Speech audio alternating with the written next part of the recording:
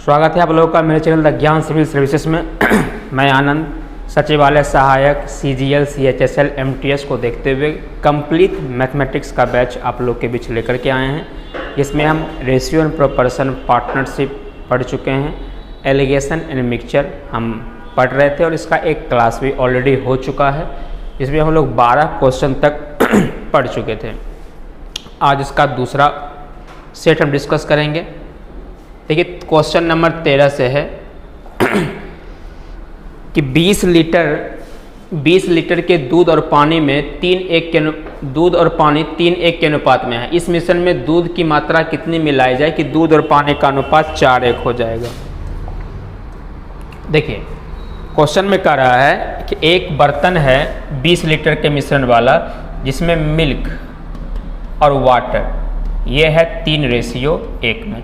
अब कह रहा है कि कितना दूध मिलाया जाए, कितना आप मिल्क मिलाइएगा कि दूध और पानी का जो रेशियो हो जाएगा ये 4:1 हो जाएगा। देखिए हम जो लास्ट क्वेश्चन नंबर 12 देखे होंगे वो इसी तरह का क्वेश्चन था।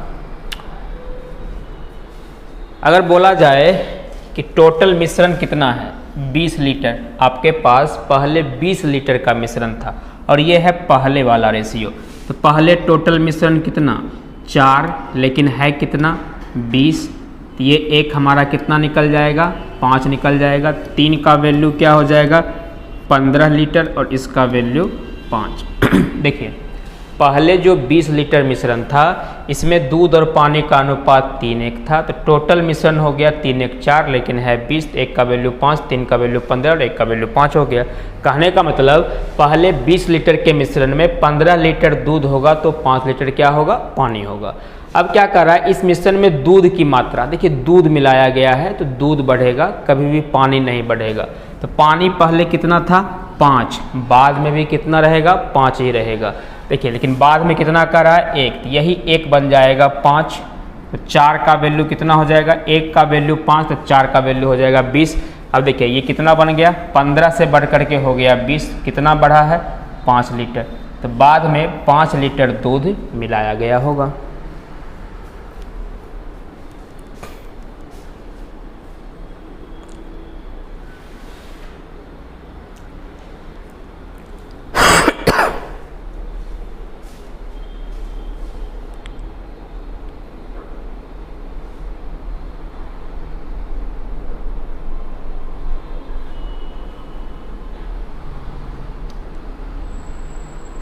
चलिए अगला क्वेश्चन हम देखते हैं। फिर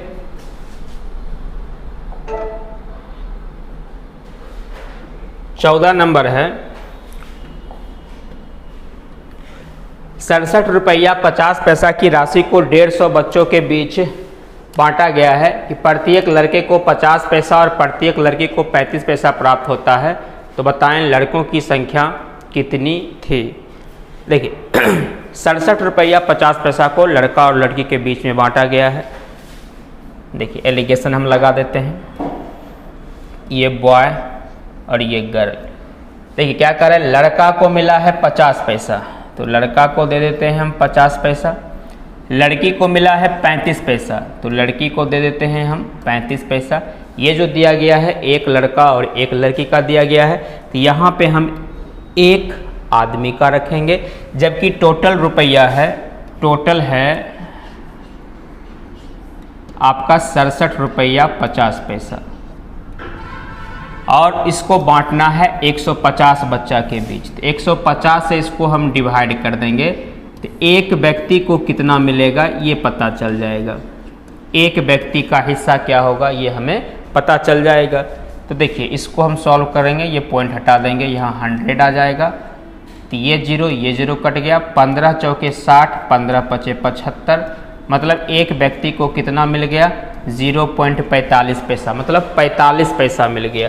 हम यहाँ पे रख लेते हैं 45। अब इसको घटा करके हम यहाँ रखेंगे तो 45 से 35 घटाएंगे ये आ जाएगा 10, 50 से 45 घटाएंगे ये आ जाएगा 5। छोटा क्या बन गया ये बन गया 2:1 बन गया। अब देखिए यही निकल गया स्टूडेंट की संख्या का रेशियो। टोटल रेशियो कितना हो गया तो कहिएगा ये बन गया 3, लेकिन है कितना 150। एक का वैल्यू कितना निकल जाएगा, 50 निकल जाएगा। कह रहा है लड़कों की संख्या, तो लड़कों की संख्या है ये 2, 2 का वैल्यू कितना हो जाएगा, 100 हो जाएगा। लड़का हो गया 100 को।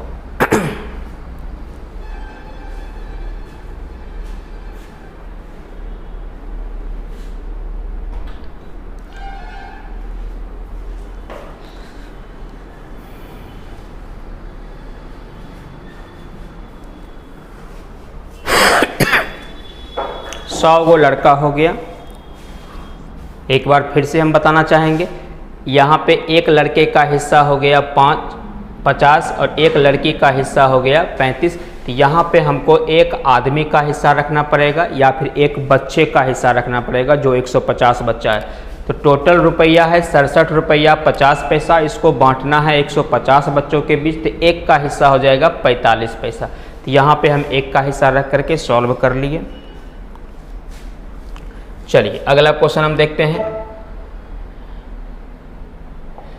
एक चिड़ियाघर में कुछ खरगोश और कुछ कबूतर हैं। यदि इनके सिर को गिना जाता है तो सिरों की संख्या 90 प्राप्त होती है, और इनके पैरों को गिना जाता है तो पैरों की संख्या 224 प्राप्त होती है। तो बताएं कि चिड़ियाघर में कितने खरगोश और कितने कबूतर हैं। ये दूसरा क्वेश्चन आ जाएगा, इसको हम हटा देते हैं। ये यहाँ से ये हट जाएगा, ये क्वेश्चन यहाँ से नहीं है।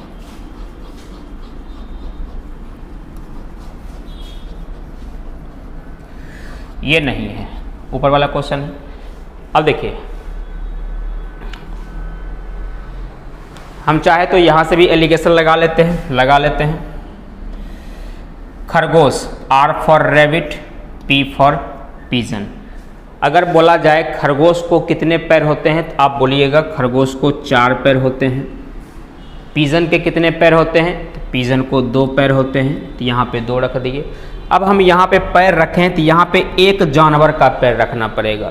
तो टोटल एनिमल है कितना, तो देखिए टोटल हेड को गिना जाता है तो हेड होता है 90। इसका मतलब ये हो गया कि टोटल एनिमल कितने हैं, 90 है। और अगर टोटल लेग्स को काउंट किया जाता है, लेग्स को, तो ये हो जाएगा 224। मतलब 90 जानवर का टोटल 224 लेग। तो एक जानवर का अगर हम औसतन निकाले तो क्या निकल जाएगा, एक लेग ऑफ 1 एनिमल, तो ये आ जाएगा 224 बट्टा 90 बट्टा में 224। टोटल लेग को हम टोटल जानवर से क्या कर देंगे, डिवाइड कर देंगे, तो ये बन जाएगा आपका 224 बट्टा में 90। अब इसको घटा करके हम यहाँ रख लेंगे, तो देखिए तो ये हो जाएगा 2 माइनस 224 बट्टा में 90 रेशियो 224 बट्टा में 90 माइनस में 4, तो ये कितना हो जाएगा, 9 दूनी 18। 224 से 18 घटाएंगे, ये 90 है, तो 224 से 180 घटा देंगे, कितना बचेगा, 20, 44 बट्टा में 90 रेशियो में 9 चौके 36, तो ये हो जाएगा 360। 360 से हम 24 घटाएंगे, 360 से अगर हम 224 घटाते हैं तो बचता कितना है, इधर 76 और 76 60, 360 से अगर हम 224 सब्ट्रैक्ट कर देते हैं, 10 4 6 5 2 3, ये आ जाएगा आपका 136। ये आ जाएगा 136 बट्टा में 90। देखिए ये 90 से 90 कट गया, तो रेशियो क्या निकल गया, रेशियो निकल गया 44 रेशियो 136। छोटा भी कर सकते हैं, 22 दूनी 44, 68 दूनी 76। अब क्या कह रहा है, टोटल 90 को जानवर है। देखिए तो ये दोनों को जोड़ेंगे तो 90 हो ही रहा है। आप इसको और भी छोटा कर सकते हैं, टोटल जोड़े तो भी 90 हो रहा है। तो इसका मतलब क्या हो गया, रैबिट की संख्या हो गया 22, रैबिट हो गया 22, और पिजन हमारा कितना हो जाएगा, 68 हो जाएगा।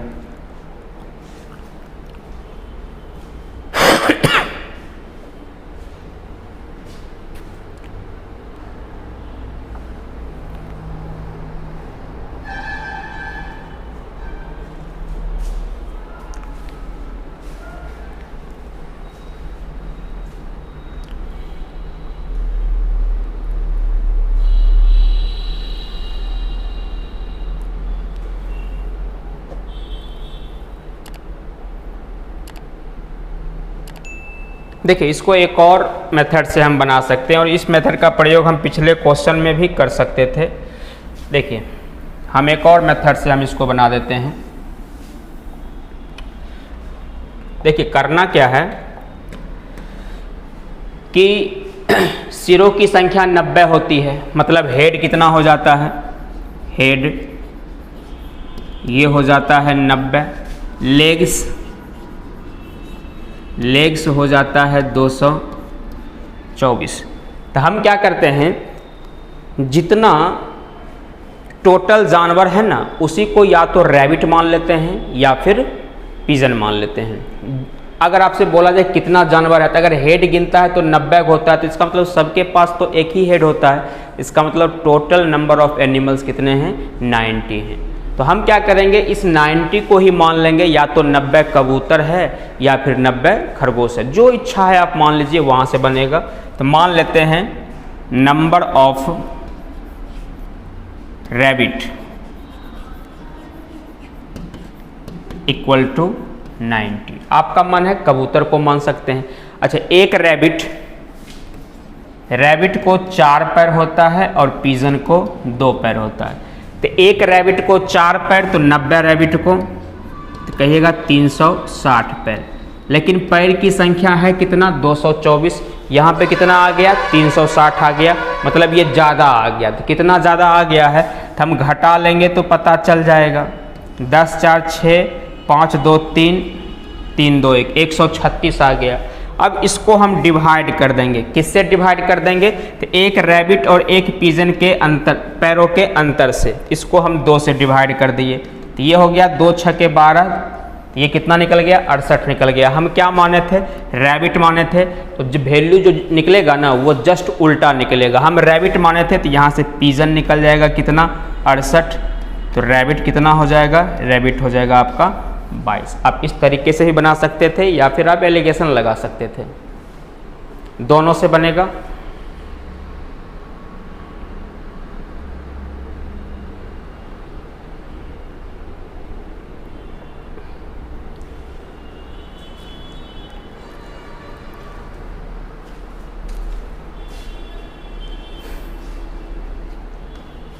चलिए अगला क्वेश्चन हम देखते हैं। कह रहा है एक व्यक्ति 80 किलोमीटर की दूरी 7 घंटे में तय करता है। वह कुछ दूरी 8 की चाल से तथा बाकी दूरी 16 किलोमीटर की चाल से साइकिल से तय करता है। तो पैदल तय की गई दूरी है। देखिए आप एलिगेशन भी लगा सकते हैं और जो पिछला मेथड हम बताए थे आप उससे भी बना सकते थे। देखिए हम एलिगेशन लगा देते हैं। देखिए 8 किलोमीटर प्रति घंटा से पैदल चलता है, 8 की गति से और साइकिल से चलता है 16 की गति से। ये जो है वेलोसिटी हम यहाँ पे रखे हैं, तो यहाँ पे भी हमको वेलोसिटी ही रखना पड़ेगा। तो चाल बराबर क्या होता है, दूरी बट्टा समय। तो दूरी कितना है 80, समय कितना है 60, तो ये हो जाएगा 80 बट्टा में 7। अब इसको घटा करके हम यहाँ रखेंगे, इसको घटा करके हम यहाँ रखेंगे, तो ये हो जाएगा 16 माइनस में 80 बट्टा में 7। ये हो जाएगा 16 7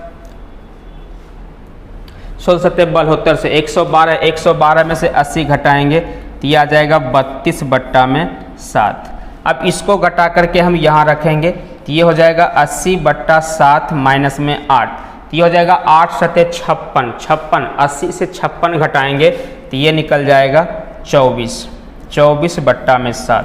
ये कट गया तो ये हो गया 8 चौके 32, ये हो गया 8 3 24। तो ये रेशियो क्या निकल गया, तो रेशियो निकल गया 4:3। और ये जो रेशियो निकलेगा ना हमारा, ये रेशियो निकल जाएगा टाइम का। ये रेशियो किसका निकल जाएगा, टाइम का। तो कहने का मतलब टोटल कितना टाइम आ गया, 7 घंटा। और 7 घंटा तो चलता ही है, इसका मतलब ये हो गया कि पैदल चला है। देखिए ये है पैदल वाला, ये है पैदल वाला और ये है साइकिल से, ये है साइकिल से। तो पैदल चला है 4 घंटा, तो साइकिल से चला है कितना घंटा, साइकिल से चला है 3 घंटा। 4 और 3 7 तो हो जाता है। अब बताइए पैदल तय की गई दूरी निकालना है और कोई व्यक्ति 4 घंटा पैदल चलता है, वो भी 8 के स्पीड से, तो कितना दूरी तय करेगा। तो कहिएगा 4 × 8, दूरी बराबर वेलोसिटी इंटू में टाइम, कितना दूरी तय करेगा, 32 किलोमीटर का दूरी तय करेगा। हो गया।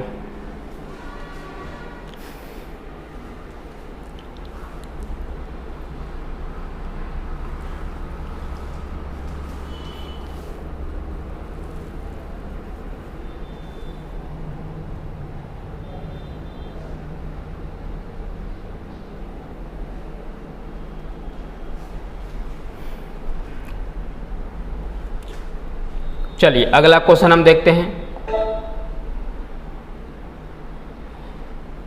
कह रहा है 2 गिलास जिसमें 1/3 भाग और 1/4 भाग दूध था, इस दोनों गिलास को जल डालकर भर दिया गया है तथा एक अलग पात्र में दोनों को मिश्रित कर दिया गया है, तो बताएं कि मिश्रण में दूध और जल का अनुपात क्या होगा। देखिए 2 गिलास है, जैसे सपोज मानिए ये एक गिलास हो गया, ये एक गिलास हो गया, ये दूसरा गिलास हो गया। इसमें मिल्क जो है 5 लीटर है और वाटर जो है 2 लीटर है। इसमें मिल्क जो है 7 लीटर है, 7 लीटर और वाटर जो है 3 लीटर है। अब कह रहा है इस दोनों को आप मिला देते हैं तीसरे गिलास में, तब कहिएगा मिल्क कितना हो जाएगा। इसमें मिल्क था 5, इसमें मिल्क था 7, तो कितना हो जाएगा 5 और 7 12 लीटर। वाटर कितना हो जाएगा, तो इसमें वाटर था 2, इसमें वाटर था 3, तो वाटर हो गया 5। निष्कर्ष क्या निकला है कि आप वाटर को वाटर के साथ ऐड कर दिए हैं और मिल्क को मिल्क के साथ ऐड कर दिए हैं, रेशियो निकाल दिए हैं। तो वही चीज़ का प्रयोग हम यहाँ करते हैं। देखिए क्या कह रहा है कि पहले गिलास में 1/3 भाग दूध था, मिल्क था 1/3 भाग, और दूसरे में मिल्क था 1/4 भाग। अब दोनों को मिला देंगे तो जिस गिलास में ये जाएगा उसमें मिल्क कितना हो जाएगा, तो ये हो जाएगा 7/12 भाग हो जाएगा, 7/12 भाग। अब कह रहा है गिलास 1/3 भाग ही दूध था और उसको पानी डाल करके भर दिया गया है। तो देखिए 1/3 भाग दूध है, तो इसमें कितना डालेंगे ताकि ये पूरा पूरा भर जाएगा, तो हम 3 में से ही 1 घटा लेंगे, तो कहिएगा वाटर जो इसमें मिलाया गया है, ये मिलाया गया है 2/3 और इसमें कितना मिलाया गया है 3/4, तो कितना हो जाएगा 4 दूनी 8, 3 3 9, 8 8 16, 1 17/12। रेशियो निकालेंगे तो 12 से 12 कट जाएगा। मिल्क कितना आ गया 7 और वाटर कितना निकल गया, ये निकल गया 17। 7 और 17 का अनुपात निकल गया।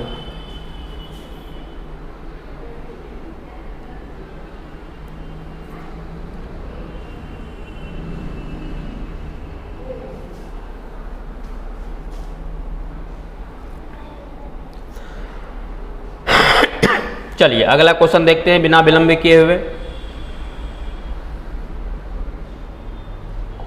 18 नंबर है, 3 पात्र में समान मात्रा में मिश्रण भरे गए हैं। मिश्रण में दूध और जल का अनुपात 4:1, 5:2 और 6:1 है। तीनों मिश्रण को एक साथ मिला दिया जाए तो नए मिश्रण में जल और दूध का, देखिए अब की बात 2 बर्तन आ गया है। तो पहले तो मिल्क को आप अलग कर लीजिए, मिल्क को हम अलग कर लेते हैं। तो देखिए तो इसमें मिल्क और वाटर, तो मिल्क कितना है 4 है, मिल्क है 4 कितना में, तो टोटल को आप नीचे रखिएगा ना, 4 और 1 5 टोटल हो गया। दूसरे में मिल्क कितना है 5, टोटल कितना, तो 5 और 2 7। तीसरे में मिल्क कितना, तो 6, टोटल कितना 7। देखिए मिल्क को हम मिल्क के साथ ऐड कर लिए, तो 11 × 5 = 55 और 7 × 4 = 28, 55 और 28 83, 83/35 आ गया। तो मिल्क हम निकाले तो ये निकल गया 83/35। अब हम क्या करते हैं वाटर निकाल लेते हैं। तो वाटर कितना हो जाएगा 1/5, वहाँ से 2/7 और फिर ये 1/7, तो ये हो जाएगा 3/7। 7 × 1 7, 5 × 3 15, 15 5 20 और 2 22, तो ये आ गया 22/35। रेशियो निकालेंगे तो 35 से 35 कट जाएगा। तो कह रहा है जल और दूध, जल मतलब वाटर और मिल्क का रेशियो क्या होगा। देखिए वाटर कितना निकल गया है 22 और मिल्क कितना निकल गया है 83 निकल गया है। तो 22:83 उत्तर हो गया आपका।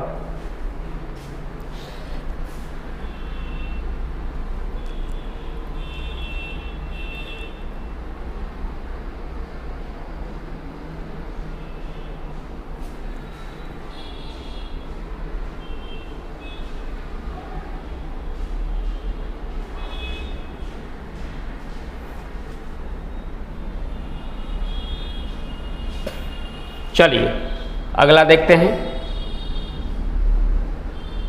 19 नंबर, सोने और तांबे की दो मिश्र धातुओं को क्रमशः 7:2 और 7:11 के अनुपात में मिलाकर बनाया गया। दोनों मिश्र धातुओं की समान मात्राओं को पिघलाकर मिश्रित करके तीसरी मिश्र धातु बनाई गई है। तीसरी मिश्र धातु में सोने और तांबे की मात्राओं का अनुपात क्या होगा? देखिए यहाँ से भी वही तरीका लगा सकते हैं। गोल्ड हम निकाल लेते हैं। गोल्ड, तो गोल्ड कितना हो जाएगा? 7/9। यहाँ पे गोल्ड कितना हो जाएगा? 7/18। टोटल कितना हो जाएगा? 7 दूनी 14, 14 7 21/18। अब क्या कर रहा है? कॉपर, सोना और तांबा, कॉपर, तो कॉपर कितना हो जाएगा? 2/9 और यहाँ से कितना हो जाएगा? 11/18। 9 दूनी 18, 2 दूनी 4, 11 और 4 15/18। रेशियो निकालना है। किसका रेशियो निकालना है? सोना और तांबा का, मतलब गोल्ड और कॉपर का। तो ये हो गया 21/15। तो रेशियो क्या निकल गया? 7:5। यही आपका उत्तर हो गया।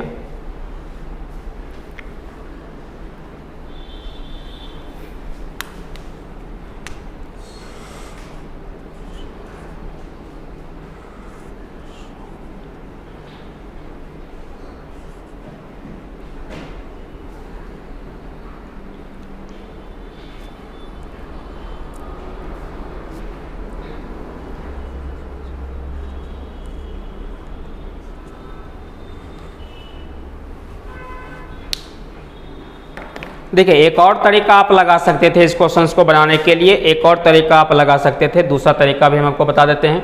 देखिए सोना और तांबे के दो मिश्र धातु में क्या था ये अनुपात? 7 और 2। पहला वाले में ये था, दूसरा वाले में कितना था? 7 और 11। क्वेश्चन में क्या कह रहा है? दोनों की समान मात्रा। तो अगर हम यहाँ का मात्रा देखें तो ये हो जाता है टोटल 9, यहाँ का मात्रा देखेंगे तो ये हो जाएगा टोटल 18। क्या दोनों समान है? समान नहीं है। तो हम क्या करते हैं, इसको हम इक्वल कर लेते हैं। 2 से गुना करेंगे तो 18 हो जाएगा। तो ये बन जाएगा 14 और ये बन जाएगा 4, मतलब अब दोनों इक्वल हो गया। तो अब देखिए तांबा के साथ मिल जाएगा तो 14 और 7 21 हो गया, 11 और 4 15 हो गया। रेशियो निकालेंगे तो 7:5। आप कोई भी रूल अप्लाई कर सकते थे। ये रूल हम इसलिए लगा लिए क्योंकि यहाँ पे लिखा हुआ था दोनों मिश्र धातुओं की समान मात्राओं को पिघला करके।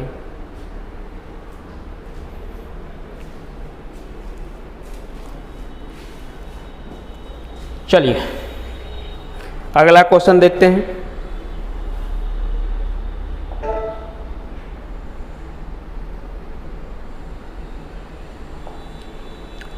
बीस नंबर क्वेश्चन है। कह रहा है प्रदीप ने 4 रुपये प्रति किलोग्राम की दर से 25 किलो तथा 4.5 रुपये की प्रति किलोग्राम की दर से 35 किलो गेहूं खरीदे। उसने इन दोनों प्रकार के गेहूं को मिलाकर एक मिश्रण तैयार करके 4.25 रुपये प्रति किलोग्राम की दर से बेच दिया। तो बताएं इस सौदे में उसे कितना लाभ या हानि हुआ। देखिए क्या कह रहा है, पहले दुकान में गया और वहाँ पे 4 रुपये किलो गेहूँ दे रहा था तो 25 किलो वो खरीद लिया। देखिए 4 रुपये किलो गेहूं दे रहा था, जा करके 25 किलोग्राम खरीद लिया। तो खरीदने में कितना रुपया उसका ख़त्म हो जाएगा? कहिएगा खरीदने में तो इसका 100 रुपया ख़त्म हो गया। अब दूसरे दुकान पे गया, वहाँ पे गेहूं दे रहा था 4.5 रुपये किलो। दूसरे दुकान पे गेहूं कैसे दे रहा था? 4.5 रुपये किलो। तो 4.5 रुपये किलो दूसरे दुकान पे दे रहा था। और क्या कर लेता है, वहाँ से वो 35 किलो खरीद लेता है। इसको हम 35 से गुना कर देंगे तो 35 से गुना कर देंगे तो 35 दूना 70, 70 दूना 140। तो ये हो जाता है 140 और 35 का आधा 17.5 मतलब 157। तो ये गुना करके आपका आ गया 157 रुपया 50 पैसा, ये आ गया।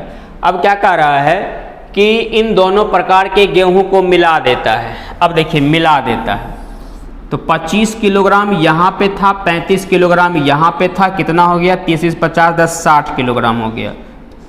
तो 60 किलोग्राम गेहूं मिला दिया तो कितना रुपया इसका ख़त्म हो जाएगा? तो आप कहिएगा इधर को जोड़ लेते हैं, 257 रुपया में 50 पैसा।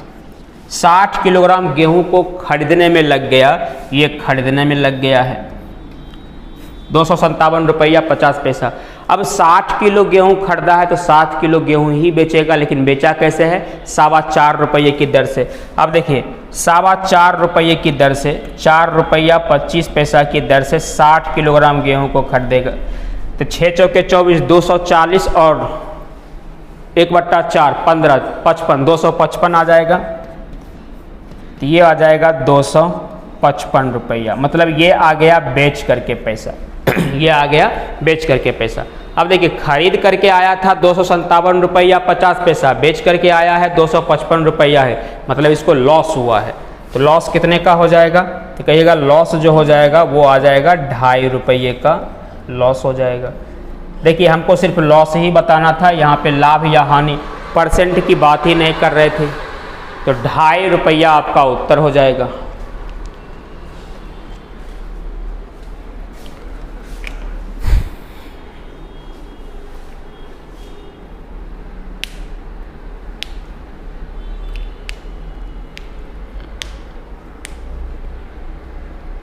चलिए आगे देखते हैं। 11 नंबर है, प्रबोध ने 20 किलो चाय ₹85 प्रति किलो की दर से और 30 किलो चाय ₹105 प्रति किलो की दर से खरीदी। उसने उसे मिला दिया और फिर बेचा, तो वह उस मिश्रण आसंता प्रति किलोग्राम किस दाम पे बेचना चाहिए ताकि उसे सौदे में 30% का लाभ हो? देखिए पहले दुकान पे कितना किलो चाय खरीदा है? 20 किलो। 20 किलो चाय खरीदा है, कैसे खरीदा है? ₹85 के हिसाब से। तो 20 किलो चाय खरीदेगा 85 के हिसाब से, तो क्या रुपया खत्म हो जाएगा? तो 85 दूना 170, 1700 इसका खत्म हो गया। अब कह रहा है दूसरे दुकान से 30 किलो चाय खरीदा है, दूसरे दुकान से 30 किलोग्राम चाय खरीदा है, वो भी कैसे खरीदा है? तो ₹105 की दर से। तो क्या रुपया इसका खत्म हो जाएगा? तो 5 तिहाई 15, 10 तिहाई 30 और 1 31, 31 ₹50। तो टोटल मिलाकर के कितना रुपया इसका खत्म हो गया? तो कहिएगा टोटल मिलाकर के ये 50 केजी खरीदा है, टोटल मिलाकर के 50 केजी खरीदा, लेकिन खरीदने में कितना रुपया गया? तो ये 0, ये 5, 7 1 8 और 3 और 1 4 रुपया, इतना रुपया चला गया। तो ये आ गया इसका क्रय मूल्य, ये इसका क्रय मूल्य आ गया, कॉस्ट प्राइस आ गया। अब क्या कर रहा है? किस दाम से बेचना चाहिए कि उसे 30% का लाभ हो? अच्छा ये सीपी आ गया, सीपी आ गया, वो भी कितने किलोग्राम का आ गया? ये आ गया है 50 किलोग्राम का। और क्वेश्चन में कह दिया है मिश्रण औसत प्रति किलोग्राम, मतलब 1 किलोग्राम को। तो हम यहाँ से 1 किलोग्राम का दाम निकाल लेते हैं। अच्छा 100%, कॉस्ट प्राइस अपने आप में 100% होता है, लेकिन कॉस्ट प्राइस है कितना? 48-50 रुपया, लेकिन क्या किलो का? तो 50 किलो का। तो 1 किलो का दाम निकालने के लिए हम क्या करेंगे? इसको 50 से डिवाइड कर देंगे। तो ये 0 कट गया, 5 नमा 45, 5 सते 35, मतलब 100% का वैल्यू जो आया है ये आया है 97 रुपया। तो कह रहा है 30% लाभ पर, 30% का लाभ होगा तो सेलिंग प्राइस कितना हो जाएगा? 130%। 130% का वैल्यू निकाल लेंगे तो 97 बट्टा में 100 गुना में 130, ये 0 कट गया, 13 सते 91, 13 नमा 117, 18 19 20 21 22 23 24 25 26, 126, एक अंक के पहले दशमलव हो जाएगा। तो देखिए 126 रुपया 10 पैसा आसन्नता उसको बेचना पड़ेगा।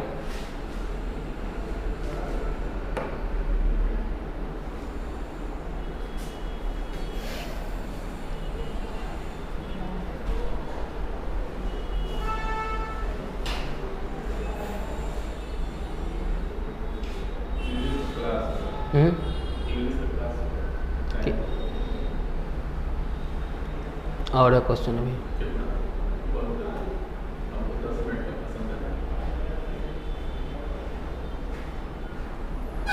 चलिए क्लास हम यहीं तक रखते हैं। आज का 2 वीडियो और लगेगा, ये को हमारा एलिगेशन और मिक्सचर समाप्त हो जाएगा। आज के क्लास को यहीं तक, अगले क्लास में फिर हम मिलेंगे, तब तक के लिए धन्यवाद।